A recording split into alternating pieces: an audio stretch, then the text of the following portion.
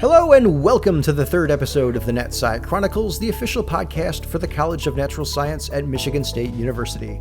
My name is Jesse Early. I am the digital media manager for the college and the host for this podcast. The NatSci Chronicles is a quarterly podcast dedicated to keeping you up to date on all the latest happenings in the world of NatSci. In this episode, we'll be having a roundtable discussion about the transition to remote teaching during the COVID-19 pandemic. On March 11th, 2020 at noon Eastern Standard Time, MSU suspended face-to-face lectures, seminars, and classroom settings and moved all coursework to remote teaching. The suspension was initially only supposed to last until April 20th, the original date of expiration for the stay-at-home order by the Michigan Governor Gretchen Whitmer. The suspension, however, was extended through the remainder of the spring semester and now through both sessions of summer semester as ever-changing information surrounding the COVID-19 pandemic comes to light. While it's unclear what will happen with the fall 2020 semester at this time, we wanted to sit down with three members of the NatSci community and talk with them about the transition to moving online. In our discussion today, we'll be talking with Cori Fata-Hatley, the Assistant Dean for Curriculum Coordination and Human Biology Director, Heidi Purdy, Director of Undergraduate Studies, and Stephen Thomas, Associate Director for the Center for Integrative Studies in General Science and NatSci Digital Curriculum Coordinator. So sit back, relax, and enjoy our roundtable discussion on the transition to remote teaching. So welcome everyone to the podcast. Can I have you go around and introduce yourselves? Hi everyone, I'm Cori Fata-Hatley. I'm Assistant Dean for Curriculum Coordination in the College of Natural Science. Hi, I'm Stephen Thomas. I'm the Digital Curriculum Coordinator for the College of Natural Science and the Associate Director for the Center for Integrative Studies in General Science, which basically just means I teach science to non-scientists and I help faculty teach better with technology. And I'm Heidi Purdy. I'm the Director of Undergraduate Studies in the College of Natural Science. I work a lot with students through advising and trying to help supplement classes throughout their semesters. Well, welcome everyone. First and foremost, before we get into our roundtable questions on the subject at hand, how are all of you handling the transition to working from home yourself? Well, I can start. It's been an experience. As I reflected on this question, I thought about how much I miss my office at work. My office is a quiet place where I can think and work and be productive. I don't have a home office, so I've created one in my bedroom, and it's not quite the same. That's one thing I miss. And the other thing that I think I've spoken to with a lot of my colleagues is it may seem counterintuitive, but sitting in front of a computer all day long is quite exhausting in terms of all the Zoom meetings, and you just feel pretty spent at the end of the day, much more so than I would under normal circumstances. I would just second all of that, and especially that last piece. I would say that when I've been fairly good at being regimented, and I think of maybe separating work from social life, but like it's when 5 comes, it is actually so I'm so mentally drained at that point that like I have a hard time thinking about work or doing even any tasks that need to be done for the next day. That's been a challenge. I similarly agree. I have discovered that I love open floor plans for living, and I don't like open floor plans for working. I have 2 elementary school daughters here at home with me, and it's wonderful to be around them a little bit more, and it's a little not wonderful to be around them a little bit more. And so, we're all just doing the best that we can. Luckily, when I'm working with students in advising appointments, and all of a sudden I have a child with bunny ears over my shoulder, they laugh and keep going. So I appreciate all the flexibility of my colleagues and the students in understanding that we are all working to better understand our work-life balance and our school-life balance and really try and make things the best that we can right now.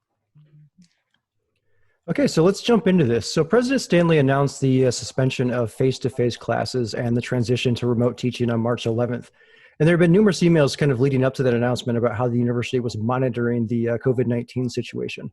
So my question for you is, once that March 11th announcement was made, how prepared was MSU in general and NatSci more specifically to move to the online format for classes? So I'm happy to get us started on this one. I think, as you alluded to, Jesse, there was a lot of talk before this happened. Most people recognized that it was going to happen. No one was surprised when the announcement was made. I think that's different from being prepared. This was brand new. We've never experienced anything like this. And I don't think anyone was well prepared to handle this. I think one of the big challenges is that as it relates to teaching, many of us have never done any online teaching.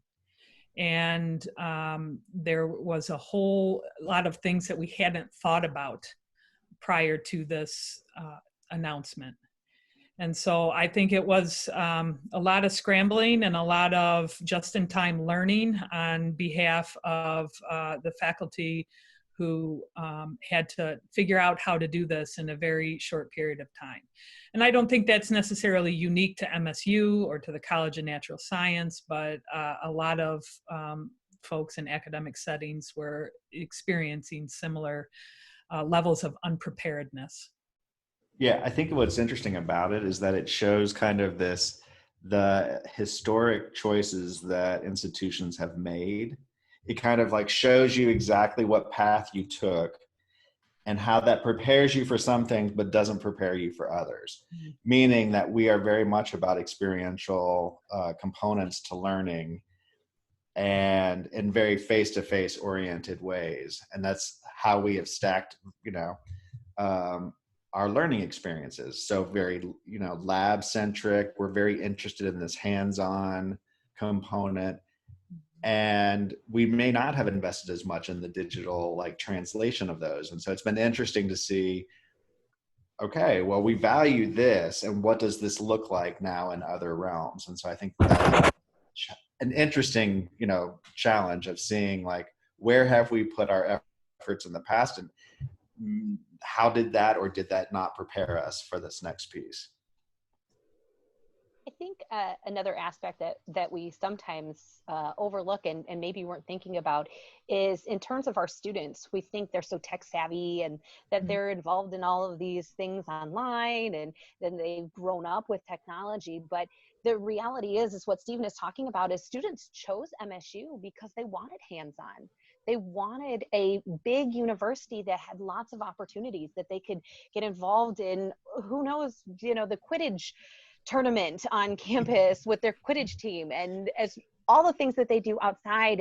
But in the class too, they wanted a tier 1 research institution that they could get in the lab and really learn some huge breaking scientific methods and all kinds of stuff. And so I think that was a big challenge too. As much as we think about the faculty having the challenge to move online, we have a lot of students that it was a social emotional challenge for them to move online. It was a technology challenge. Maybe they didn't have the technology to support, whether it was a laptop with a camera or it was, I personally don't have a microphone in my computer, so I am working with headphones that hopefully won't break. There's a lot of things that we really do need to think about with the students that didn't come to the forefront until it was happening. I think a lot of our upper administration thought, it's all online, it'll be fine. We don't have to let students off the hook, they'll be fine. And then we realized when they went home, they didn't have access to good internet and that type of thing. So there was a lot of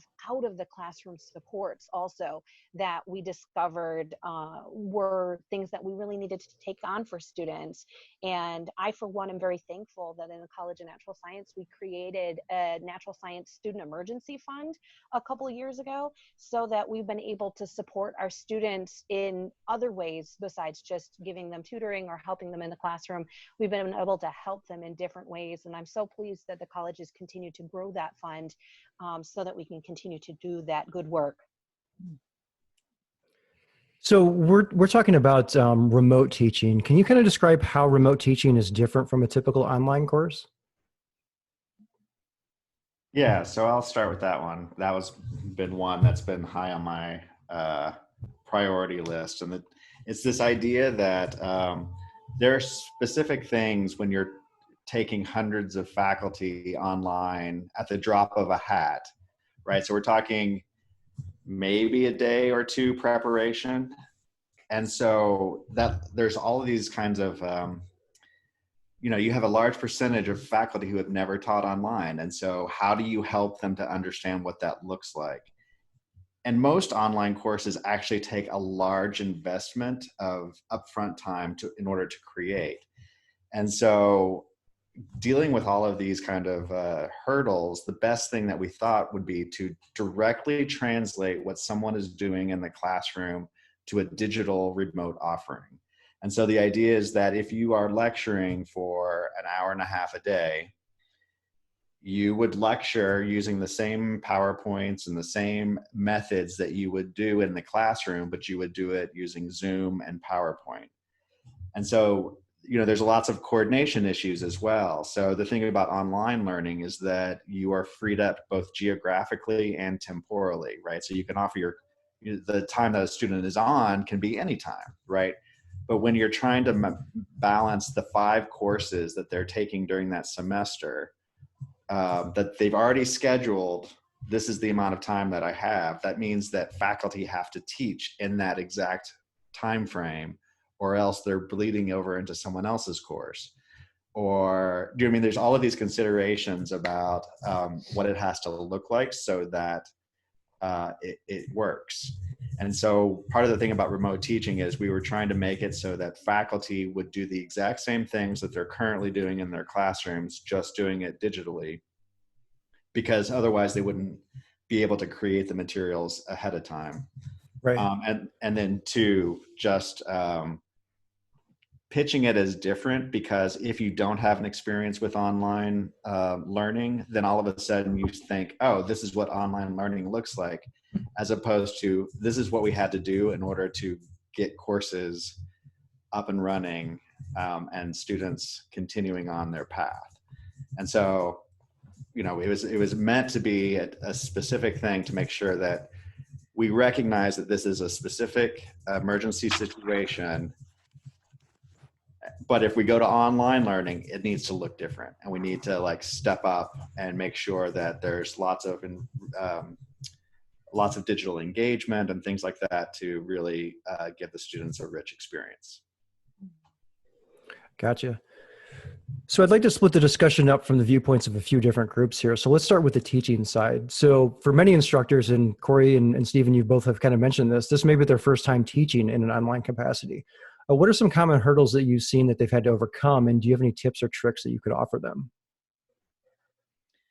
So as I thought about this question, I thought about the many conversations that Stephen and I have had with other folks like Casey Henley and Becky Matz. And one of the things I was very surprised to learn was how few faculty use the course management system, D2L, in their courses normally. And they needed to be able to transition to this rather quickly. So that was one of the biggest hurdles for some faculty. For myself, I was teaching this semester and had to adapt as well. Things like recording lectures and posting them, that was all new to me as well. I'll let Stephen talk about some of the resources that we've come up with to overcome these hurdles. But it was, again, I go back to this word, just-in-time teaching. Many folks were figuring this out for the first time. And as it relates to the D2L learning management system, that had to have been a big struggle for many of our faculty. Yeah, the things that I would add around that are this idea that we tried to really promote the idea that faculty just use the 5 free technologies that MSU has invested in as an institution because they covered such a wide variety of capabilities. So it went from D2L and Zoom and Microsoft 365 and MediaSpace and Google Docs. I was like, I wasn't sure I was going to remember those 5 on demand. But from those 5, you can do most things that you would want to do in an online course or remote teaching. And what we've been trying to promote is that just like there's additional hurdles for learning. So this move online was also difficult for students and faculty because it increased the number of things they had to think about that they don't normally have to think about. Like, what settings on Zoom do I do in order to, make sure that I don't leave students waiting in a waiting room? Or how do I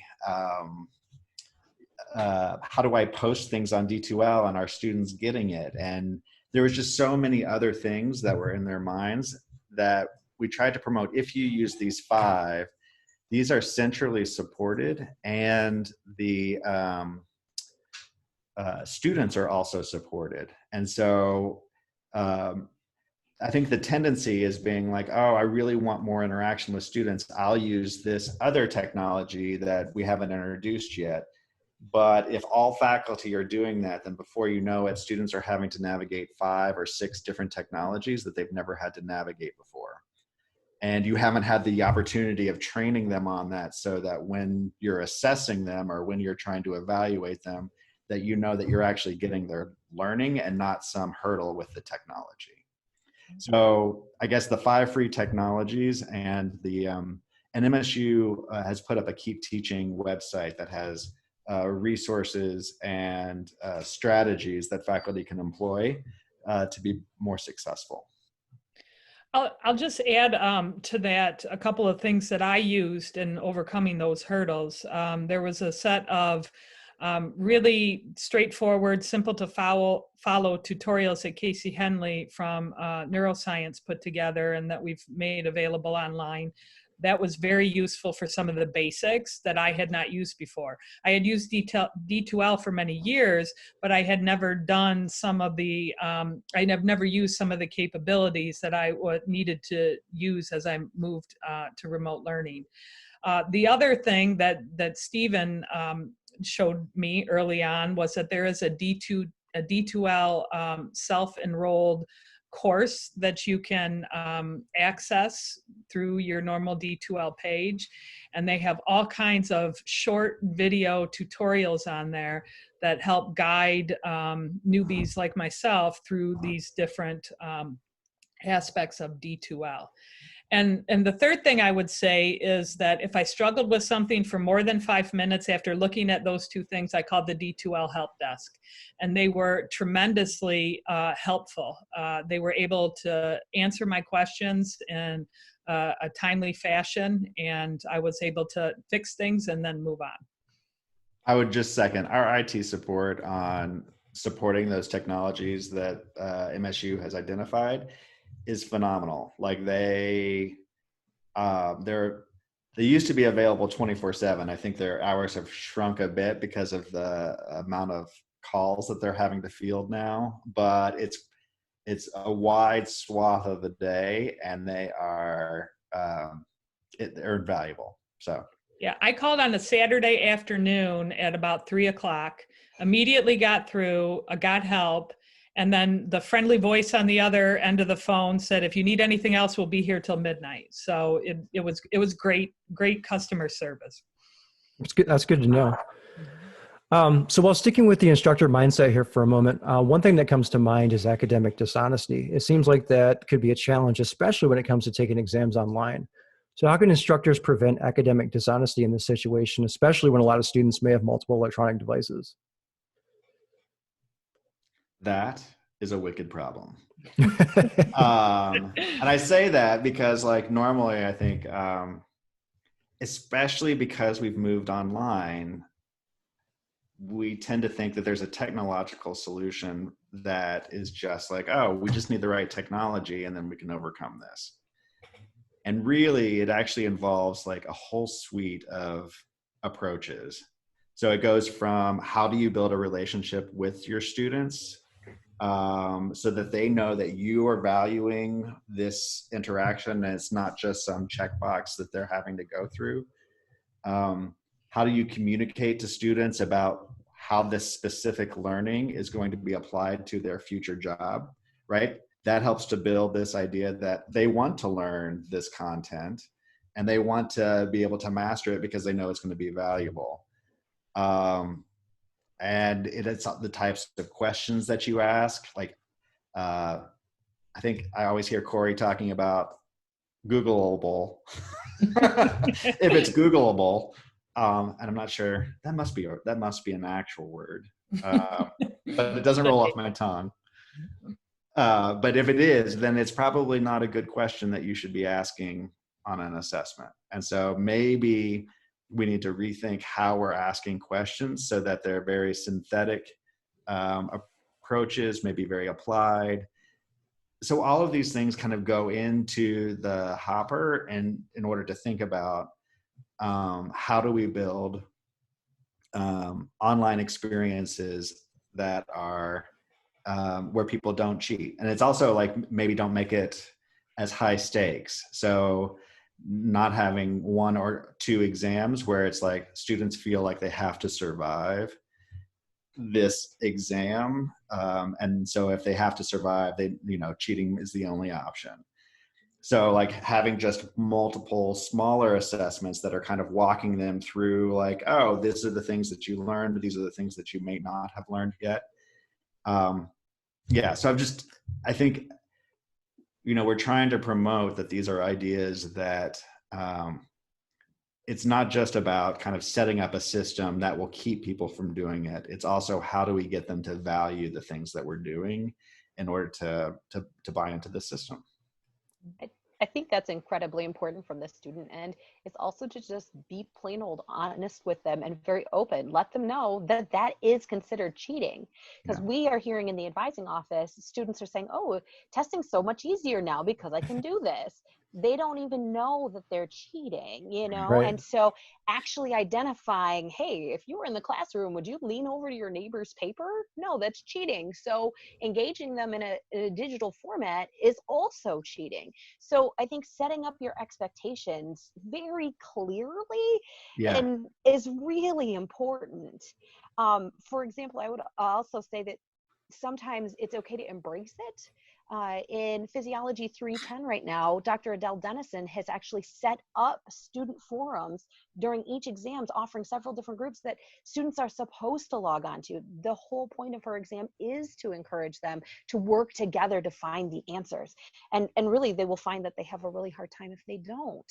Right. So I think that there are ways that if you're just very straightforward with the students about what you expect, then they will have a clearer picture of how to navigate through. But I think that is actually the challenge for faculty, in that in this remote teaching piece, having that broad of a perspective of like, how do I think about my assessment and communicate it and do it with these technologies is so foreign. And so it's just too much to think about in this, like, I'm just trying to survive piece. And hopefully we can actually get to that with online teaching when we go more this summer and in the future, right? And so I think that's a great point. That also, how do we get there is clearly like, it's how do we help faculty to know that that's an issue and to be better communicators of that. Sure. So, and I'll just add my own experience from this semester. I taught the same course this semester that I taught last year at this time. And I told the students that the exam was open note. They were able to use their notes. They still needed to study hard because it was still going to be timed. And they only had the normal 50 minutes to complete the exam. I added a couple minutes on to help with logging on and any slowness in internet issues. But the average for my exam, for exam 2, was exactly the same as it was last year. And so I think that goes towards this idea that the assessments I had been writing were not Googleable. So even though they had access to all the internets while they were taking the exam, it didn't really change the scores overall. And it doesn't mean that they didn't work together, and I didn't make those expectations clear. That's something I could think about for future instances where we may have to do this. But I did make it clear that they could use their notes. And so it's really changed the way I was thinking about assessment. There's a lot of pressure just being in a physical space with 175 students in a 180 seat room where they normally take their exams, and they've got in the middle of the winter all their big heavy coats and backpacks and things like that, and it still being in a timed format where you only have 50 minutes. People start finishing early and they're crawling all over each other. It's not an ideal setting for a high stakes assessment. So I think I'm going to reflect on this experience and consider, is an online exam a better option? Especially when I'm not even seeing that big of a difference or no difference at all in how the students are doing from one semester to the next. So it really has caused me to think about addressing the way I assess students going forward, whether we're in person or online. Very cool. So over the weekend, I was reading a story about a teacher in San Diego who was using VR. There's a video game specifically, but it's a VR video game, and he's using that to teach math. So I was just wondering if any of you have heard of any instructors that have taken the opportunity to use remote teaching in a different or interesting way, and if so, could you share one of those stories? I was thinking about this, and I think what's interesting is that I've heard lots of stories and about how people have taken like individuals, like I'm not saying anyone's mastered remote teaching and they've done this in like such a great way, but it's amazing how many people have found different ways to help their students either with learning or dealing with this situation. So like I was thinking about from an administrator point of view, I think about Gabe Ording, who's the director for the Center for Integrative Studies. And he's meeting with his faculty often, preparing them with trainings about how they can think about it, but also reinforcing the community aspect of this group. And so they're, I think, doing a great job of relying on each other for information, but also checking in and building that community. And then I think about people like Adele Dennison in physiology, who I think she spent like 70 hours redoing her assessments so that they were not Googleable, that they were actually things that students could work on together in order to both improve their learning and be, have a more effective assessment. So it's interesting. Like I think there are lots of examples of people who are doing these little things that are actually having big effects on their communities. But like, I'm not sure anyone's mastered the idea of remote teaching, like, maybe this K-12 teacher with the VR. Sounds pretty impressive. I think it's an impressive approach. I don't know. Okay, so looking at this situation from the standpoint of students now, one of the biggest challenges that I can think of for some students when it comes to their programs is completing required lab work. So how have courses which require lab work been handled during this time? Well, I think there's been a couple of different ways that it has happened, and some of it's been in stages. Early on, before the state was shut down, we had several labs who actually were sending in instructors and TAs in the labs and live Zooming synchronously with the students and allowing the students basically to tell the lab instructor what to do. Okay, now, take your left hand and do this, and now take your right hand and do something else. And that was very creative. As we moved into a lockdown, we did see a little bit more of an uptick in some of the labs actually being pre-recorded. So again, instructors and TAs going in and performing labs so that the students could watch them and see the technique, but then they took the data and still did the full analysis and could write lab reports.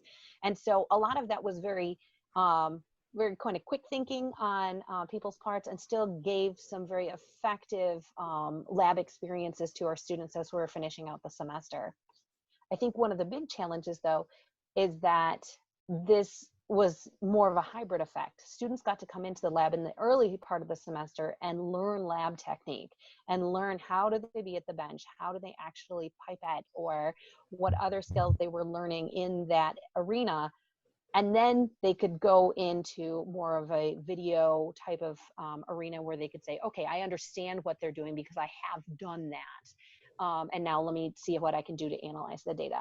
So that is one of the challenges if we look at a completely online situation is how do you balance those skills versus just being able to analyze the data? And I'm actually definitely turn it over to the experts about what they've been talking about, or more expert than me. I was going to piggyback and be like, have you heard anything about like how students received that kind of? Yeah, that's a good question. I've had both. I've had some students who've been like, this is great. Wow. Applaud the efforts made. I've had some students that are like, well, I guess that lab is done, kind of thing, and take it more cavalierly. And then we've had students who've been upset that they didn't get the experience they really thought that they were going to get. And so I like anything, it's gotten mixed reviews. Right. I'm sure there'd be a full range of stars on Amazon. Yeah. I would also, when I thought about this question, one of the things that I think has helped this transition process is the fact that so many of our laboratory courses have been transformed to focus on inquiry rather than simply being cookbook style labs where you follow the recipe and measure things at the end and then write a technical lab report. A lot of our courses have moved to this inquiry-driven approach where students are formulating research questions and then implementing a plan to answer those research questions. After they do the experiments, they collect the data and they analyze and interpret the data, and that is presented in different ways, such as posters or oral presentations, things like that. We were far enough along in the semester, as Heidi alluded to, that many of those things had already happened. And so the students had enough data that they could take back and then focus on that second half. How do I analyze this data? What is the meaning? To what extent have I addressed the original research question? And do the things that scientists do. Not all of our work is in the lab. A lot of it is after the lab work has been done or the field work has been done, we come back and have to analyze the data and figure out how we're going to communicate that to others. So they could still focus on that and still get a rich experience, especially given, as Heidi said, they had already done some of that in the first half of the semester.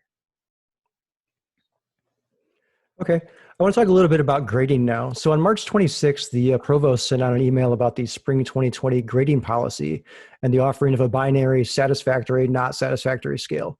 Can you talk a little bit about that and how students go about opting into that system and what it means for graduate or professional school programs, and then whether or not this grading scale will continue through the summer semester? Absolutely. Good questions. This is probably one of the number one questions we're getting in advising right now. So when we look at this grading scale, it's kind of the best of all possibilities for students. Students will get their grades as normal posted next Wednesday, and we'll be able to review them. They typically, what they'll do to review their grades will be to go into their STU info on their grades page and see all of them marked there. This year, they're going to see something different. There's also going to be a column that allows them to say, yes, I want to change this course into the new SNS grading scale. So it's going to be actually as easy as a click of a button. So they will actually just be able to click a button. The nice thing is it will also already tell them what they will be getting. So the SNS scale is based on a satisfactory being a 1.0 and above. And not satisfactory will just be if the student has only achieved a 0 point in the class. So students will be able to declare that within that STU info portal and make that decision. They have from May 6th, so again next Wednesday, through 11:59 on May 20th, 2020 to make the decision on how they want to proceed forward. Now, the reason why I say it's the best of all possible options is that if a student decides to go with the SNS option, it will have no impact on the student's GPA. So the grades of the SNS, as long as they get an S, it is satisfactory. They earn the credit. It makes no impact on a student's GPA. So if they're concerned about a class at all or how a grade would affect their GPA, then they can go ahead and opt into that and know that it's not going to have an effect, but it is enough to go forward with their degree. It also is enough to be a prerequisite to go on to the next step. It also allows a student, if they want to repeat the class. So if a student took a class and just they do not feel like they had a good foundation and they want to go back and they want to repeat that class, they can do so without it affecting the number of repeat credits they're allowed to do, which is limited to just 20. So for some students, that's a big impact if they're trying to do that. So it allows that to happen. However, to go with what you're asking about graduate and professional schools, there has been some concern because, for instance, Harvard Medical School has been very outspoken that they will not accept any binary grades in their prerequisites. However, in natural science and the university, it has been committed that this is actually a grade recording system rather than a grading system. And what the difference there means is that the original numeric grade will still be in the records and it will be accessible for the students upon request with their transcript. So if a student knows that they're going to be applying to graduate school or to professional school that require the grades, they can request the transcript show the original grades, and they can do it as granular as each individual class. For instance, if they know that one class is a prerequisite, so it matters, but another one's not a prerequisite, so it doesn't have an impact, they can leave that one still in the SNS grading system. So really, a student, by choosing to go into the SNS grading system, they're not losing anything. So it really does open up a world of possibilities. Now, that being said, it is only for spring of 20. It will not continue on as of right now. That has been the declaration of the provost. This is just a special exception in the spring of 20, and it will be accompanied on the transcript with a small note that explains that it is only for the spring of 20 due to COVID-19. So it is a very good thing for our students. It definitely lessened stress for students when it was announced. Students that were having trouble trying to keep up, having trouble trying to help maybe aid an ill family member or see how they can afford rent, they were able to find their way to a little bit more balance in how do they proceed through the end of the semester. So we were very happy for the release of that. And hopefully students will make wise decisions as they go into this period from May 6th to May 20th. Thank you for that information. So looking ahead to the summer semester, if a student wants to drop a course or get an override for a course, how do they go about doing that? Is that process different now that classes have moved to remote teaching? So specifically for summer classes, no. All of the same rules that were in effect before spring of 20 will be in effect for summer of 20. So we've had a few special exceptions for late drops and late withdrawals in the spring of 20. And so summer, we will not necessarily have all the same flexibility, although I do want to emphasize that we as a college are here to support the students, and we will do everything we can to make sure that we are doing our best to make you successful in partnership. And so if a student wants to drop a class, they will watch their drop deadlines. They're always accessible through the schedule builder, and on schedule of courses, they can check the actual specific section and see those. In terms of an override, it depends on the department that is offering the class. Now, the beautiful thing is that a lot of the creativity in education has allowed for some new classes to open up. We're very excited about iBio 341. Fundamental genetics is always a very popular class, and we were able to secure an extra section in the summer.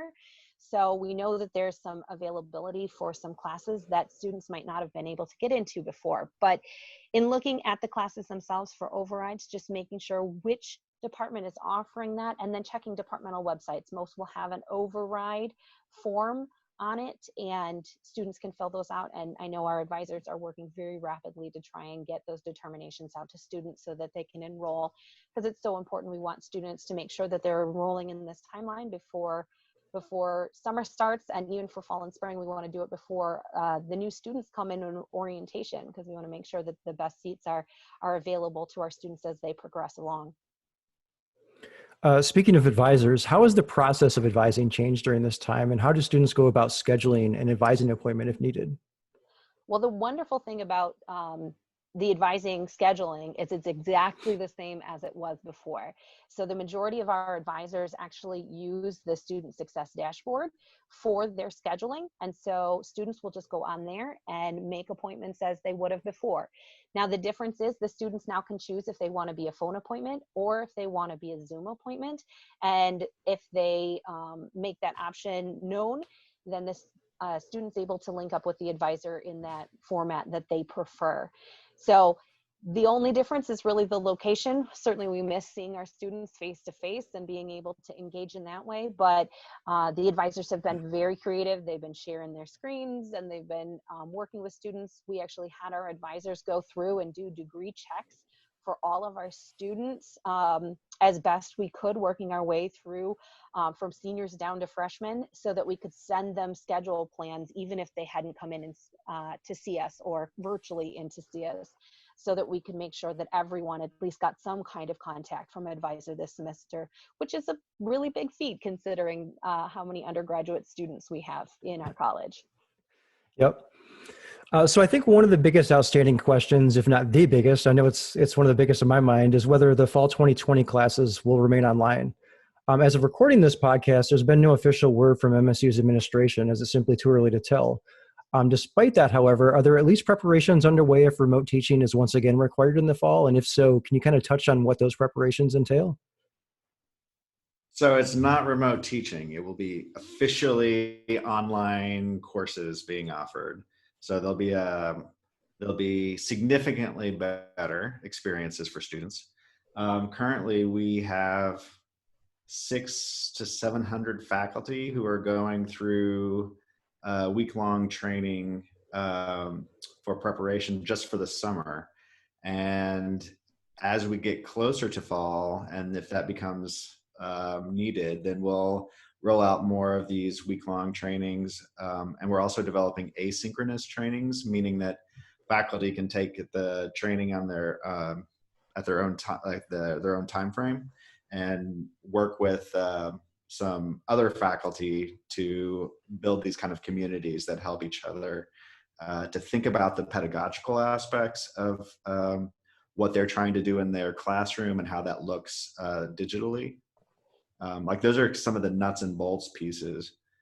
But I'm actually kind of excited about what the fall could bring, in that, like, I think we have the opportunity to blend these kinds of ideas of hybrid and online in ways that we might not have thought about before. Like, how do you maybe transition between a face-to-face scenario and an online scenario that really kind of build off of each other? So as opposed to being really opposed to, like, in online it looks like this and in face-to-face it looks like something different, can we actually create groups of students that actually, support each other in face-to-face, that then also when we go online, the support structures may be different, but we have these relationships that help to mediate that, or even make it more synergistic and more engaging. I mean, I think there are lots of opportunities here. Cori, I don't know if you, Yeah, I think that all faculty who are teaching in the fall should be thinking about this now, whether or not they participate in the professional development. That is a wonderful opportunity that Stephen's been a big part of developing. But even just recognizing that this is a possibility and planning your course accordingly. Now is the time to do it. If you're not busy teaching 3 courses a summer, now is the time to think about fall and to make explicit to the students and hopefully in the syllabus how the course would change if in fact we need to move online again. So the more folks can think about it in advance and plan for it and consider these things that Stephen talked about, if students are interacting together in a live class, in an in-person class, how do I do something that allows them to continue to interact? I mean, that is one of the biggest challenges. Many faculty have been encouraged over the last several years to make their classes more learner-centered, where the students are working in groups to solve problems and a really enhanced active learning environment.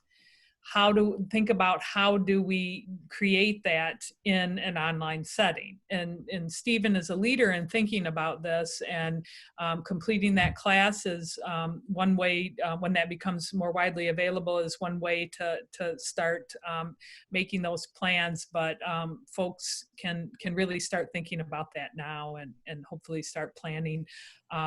And maybe we don't have to go online, but as Stephen said, maybe you learn something about your approach to teaching and your teaching practice and doing this sort of reflection. You know, like as a Research One institution or a research centric, you know, I think a lot of our focus is on like, how do we build those structures into our classrooms, and what do those look like? And sometimes, like, the number of opportunities we have to talk about how we teach and how it looks, we don't have as many opportunities necessarily.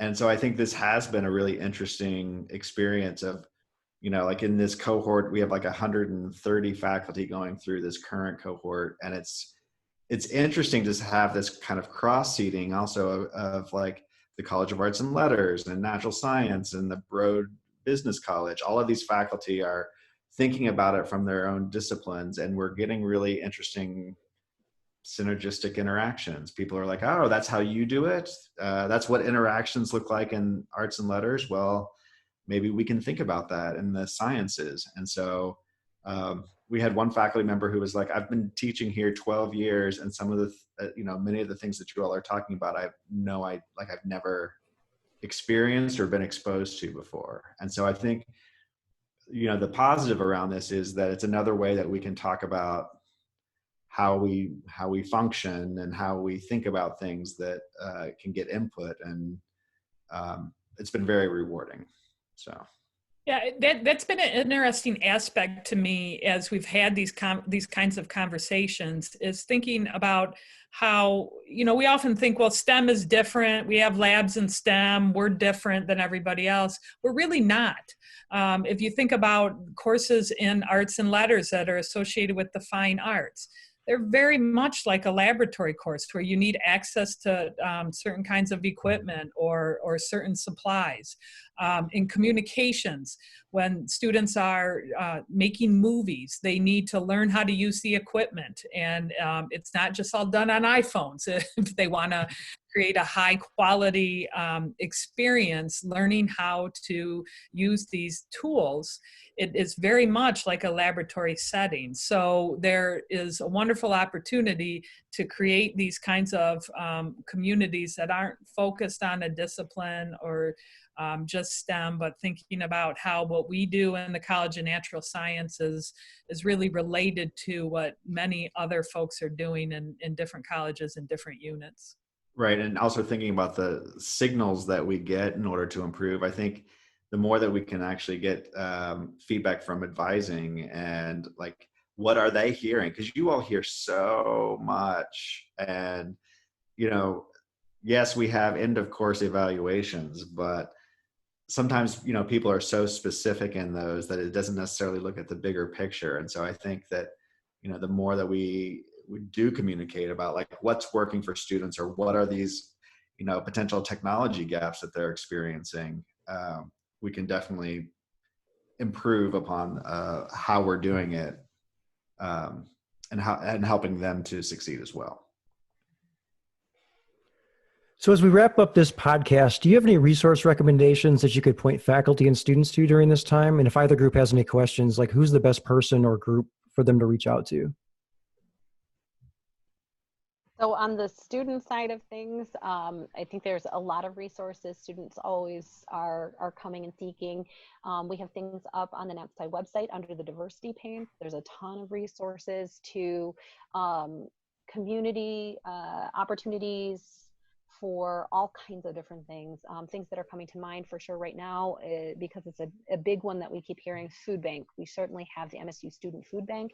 We also have the Greater Lansing Food Bank, and there's a lot of different things that students can take and get access to. That's probably one of the biggest questions that I'm hearing right now is students asking, can they get a refund for classes? Can they get a scholarship, something, because they're almost out of food? And that always makes me very concerned. In terms of contacting, if they want to contact their advisor or contact me directly, I am happy to work with any student and see if we can get them to the right resources. But I also know that sometimes they feel more comfortable going to their advisor directly. And I'm in constant contact with all of the advisors in the college and the leadership of advising throughout the university. I would say for the teaching aspect, MSU's keepteaching.msu.edu has been kind of the central storehouse for both tutorials as well as documents about pedagogical considerations. And faculty should feel free to reach out to me if they would like to have broader discussions about not sharing how things would translate to an online situation. I can be reached and we can Zoom as much as they want. Sounds good. And with that, I want to thank everyone for joining me in today's episode and for all the valuable information you've shared. I hope it was enjoyable for you. Thanks, Jesse. I appreciate that. Thanks for having us. Yeah. Yep. Have a good day, everyone. Once again, I'd like to thank Cori, Stephen, and Heidi for joining me on this episode. You can find more information on MSU's response to the COVID-19 pandemic, as well as NatSci's response, by visiting our website at natsci.msu.edu/coronavirus. And that is going to wrap up the third episode of the NatSci Chronicles. If you'd like to support this podcast, please subscribe and rate us wherever you get your favorite podcasts. Be sure to also visit us on the web at natsci.msu.edu/podcast, where in addition to this podcast, you can also find our other podcast, the NatSci News Rewind. If you'd like to keep in touch with us on social, you can find us on Twitter at MSU_NatSci, on Facebook at MSU-CNS, on Instagram at MSU-NatSci, on YouTube at MSU Natural Science, and on LinkedIn, search for Michigan State University College of Natural Science. You can also stay up to date between podcast episodes and everything that's happening at NatSci by visiting our website at natsci.msu.edu. Thanks again for tuning in, and remember, making a difference, it's in our DNA.